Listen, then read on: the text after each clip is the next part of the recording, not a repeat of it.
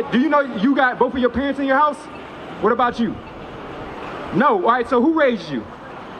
Your mom. So when your mom was raising you, right, and she still raised you, was it harder for her to be able to do the things, to be able to provide for you, get you to school and things like that? Okay, so what he's bringing out to you, as far as in Hebrews chapter 13, verse 4, the reason why marriage is important is because it's supposed to eliminate situations like what you grew up in.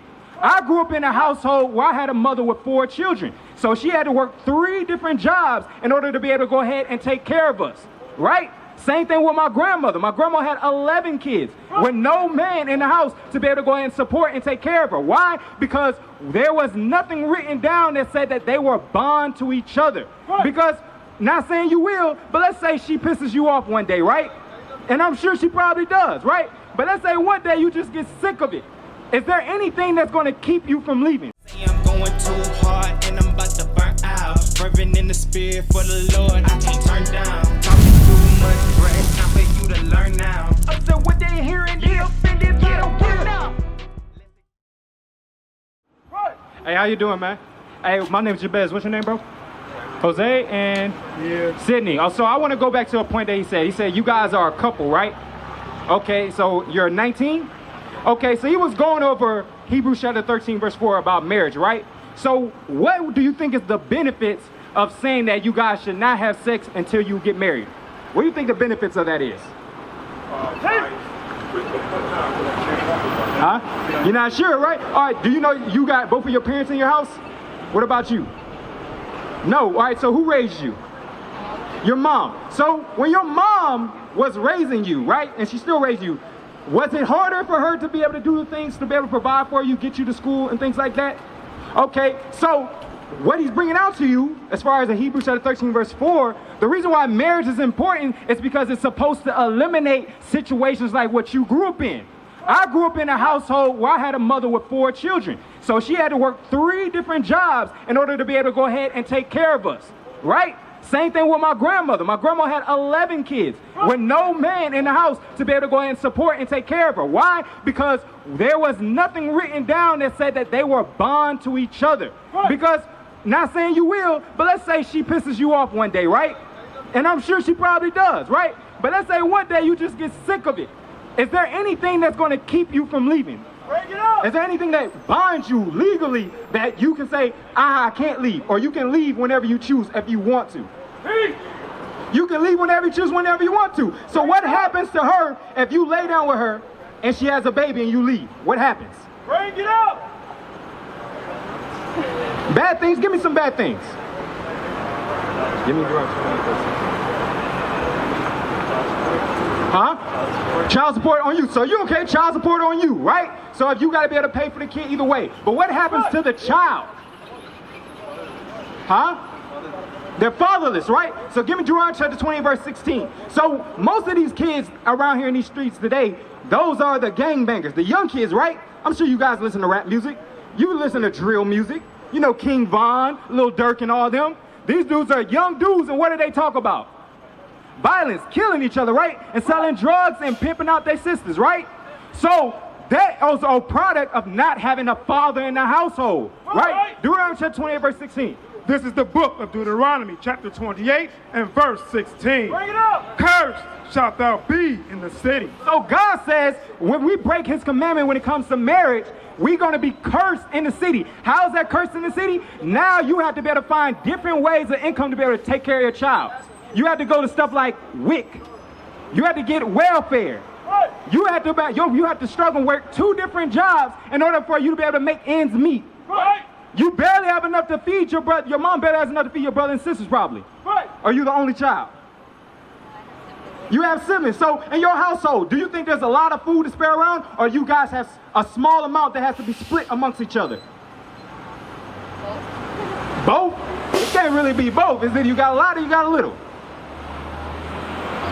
A little. Most of the time it's a little. So, and that is a curse, because why? Now they have to go to these stores, and these stores are these high sale prices, and they only have 1 income in the house. Right. Only 1 income to be able to take care of how many siblings you got? 4. So it's you plus 4. So there's 5 kids that your mom has to work extra hours to be able to take care of. Right. Those things that you see on a daily basis, and I'm sure you watch your mom struggling every day. Bring it up. I see you might have your mom stressed out on how she gonna get the bills paid, right? You don't want that for you, do you? That's what God is telling you. That's a curse that will happen in all our cities. Single parent household is a phenomenon in the Black and Hispanic communities. These are the things that God said he will put upon us, with child support. That's a curse. Having to be able to go ahead and work multiple jobs just to make ends meet, and you still barely have enough to feed your children, that is a curse. That is not a normal thing that you should want for yourself. So if you see your mom going through that, if you follow around the same cycle where you're not married, your mom married? Was she married? So you were married and then he left, right? So, and what you see the effects of not having a father in the household. So you don't want to put yourself in a situation where now you lay down with him and you pregnant and now you have a kid and he's tired of you and he moves on. And now you have to raise that child by yourself. And you continue the cycle of what your mom went through. You get that? You don't want that for yourself, right? So God said, it says, cursed shall thou be in the city. And you shouldn't want that for her either. Because do you care about her? So if you cared about her, you would make sure that you're doing everything that you need to do to make yourself provable as a man. Let me ask you this, you are not supposed to be showing yourself. You got what I want, 1 Timothy? This is what God says that you, and why it's important for you to do that. Sis, read. 1 Timothy chapter 2 and verse 9. In like manner also, that women adorn themselves in modest apparel. So one way, sis, how you show yourself as a woman, you have to adorn, meaning dress yourself in modest apparel. So what is modest apparel to you? What is that? What does that look like to you? You don't know? I'm asking my brother right here. What does modest apparel look like to you? Yeah, modest apparel. Or what does the word modest mean? Let's start there. Hey, somebody give a definition of modest? You don't know? Okay, so when you look at modest, you ever seen a princess before? What about you, sis? You ever seen Princess Cinderella, Princess and the Frog, right? So you being a princess of the Most High God, what do princesses wear? They wear dresses, right? So do the dress be super tight, showing all this up here, nothing like that? No, it doesn't, right? So this is the definition of modest. Read that. The definition of the word modest. Number 3, dressing or behaving so as to avoid impropriety or indecency, especially to avoid attracting sexual attention. So the definition of modest is when you dress to avoid sexual attention. When you're wearing them pants, they see your figure like you said, and you're not avoiding that sexual attention. You're welcoming it. You say, come to me. Come look at me. Do you know that San Diego is one of the highest places where sex trafficking happens? You didn't know that, right? So do you know that most of the people, they look at you, right? So I was watching the video. So they prey on young women who be by themselves, right? And they even put a little thing on your car that lets other sex traffickers know that this woman hangs out by herself and this is a target for you. They look and search for women who are dressed in modest that they can take and put in the sex trafficking business. You got to be able to look at that and say, I don't want that happening to me. Or do you want that happening to you? No. So you shouldn't want to dress yourself in a way that where you attract that sexual attention, because that's what's out here, sis. He's with you right here. I'm sure y'all not together all the time. You probably walk to the store sometimes by yourself, right? So when you dress like how you dress and showing your figure and all, and you by yourself, you are putting yourself in a position of harm. You should be shy to come out here to where men look at you, where they don't look at you. You should not be like, oh, I got myself out in the open. You shouldn't want that. You shouldn't want a woman who dresses like that either. You should want a woman who wants to keep herself covered, and she's not loud, she's not trying to be in everybody's face, and she's not trying to show herself to everybody where they're like, dang, let me get at that. Because that's what they rap about in King Von and Lil Durk music, right? Taking other people's girls. That's how King Von died, right? Over a girl, right? You see what I'm saying? All over because of the way that women dress. Women had died, and women have been taken and put into sex trafficking. There's a bad effect that goes along with dressing in modesty, right? Read. Not with braided hair or gold or pearls, or costly array. So it shouldn't matter about you having the best jewelry, or you always got your nails done and your feet done. Not saying that you're not supposed to do that, but that's not supposed to be your focus. You're not supposed to be where you want to be seen, right? Read. But which becometh women professing godliness. So you're supposed to be professing godliness, sis.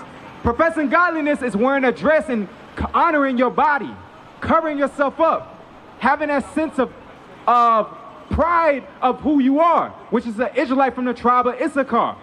You need to be able to hold yourself to a higher standard, sis, because you have more value than what you are giving yourself or when you letting yourself off to be. Again, I'm telling you this, sis, because I love you as a sister, right? And I'm telling him this because I love him as a brother, because I don't want you to be in a position where you marry her and let's say that, I don't know if you're crazy or not, but let's say she turns out to be crazy and now you stuck with her because she's crazy. And now you got to deal with a woman who's trying to hit you in the head with a pot. I'm not saying she would do that, but I'm saying those are situations that happen when you don't take the time to get yourself right and prove the sister and make sure that she got herself right. So it goes on both sides on why you guys should not deal with each other until you are ready to apply that law of marriage. It's a good thing to wear a dress and cover up, sis, because the benefits is you keep yourself out of harm's way. You could be able to attract men who care about your mind more than your body, who care about you as a person and want to take care of you and not just sleep with you and leave you. That's the benefits of taking care of yourself and wearing the dresses, not the tight ones, but the ones that cover your whole body. That way you're not showing off your figure. That's the benefits of it because it keeps you safe. God can protect you like that. That's what God wants to do. He wants to protect you from the syphilis, the AIDS, being a single parent, baby mama, and now you saying all dudes ain't shit. I know you heard that before. You listen to Megan Thee Stallion. You listen to Cardi B. We know what they say. He laughing, he know. That's what they talk about. They talk about, man, dudes ain't nothing. You don't want that. You don't want to have to go through that, to be broken down like that, sis. So that's why I'm telling you, sis, it's the benefits of you holding out, not dealing with him, having sex with him, right? Because you want to make sure that you have yourself right, and you want to make sure that he has himself right. Because you both have to have the same mind to keep the commandments of God. We used to scream black power while heroin was pushed. But at the end of the day, nothing's in vain. IUIC has been given a vision. The tents of Judah has risen. Many has attempted the mission. Minor murmuring, omitting, and missing the mark. Just reading that he had the flame of fire in his eyes gave us the spark. We on Paul's mission. We out on the road, purple and gold. From Mexico, Cuba, Haiti, Ghana, Sierra Leone. 144,000 boots banging, concrete crackling. These are how men repented at heart. The scriptures is proof. IUIC, we deliver the truth.